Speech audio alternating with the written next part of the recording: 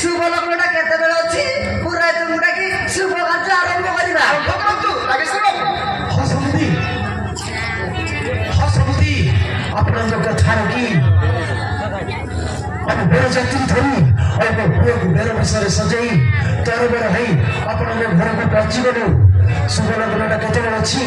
पुराय तुम डाकंतु और आपनक झियो को कन्या बेसरे सजाई महारती निकट को आनतु हसमुदी ठीक अछि समुदी ठीक अच्छी समुदी बाहागर कार्य सब सरी जाइए शुभ कार्य को शुभ लग्न को अपेक्षा से पर्यंत आपण मैंने मो अतिथि भवन कि समय विश्राम करतु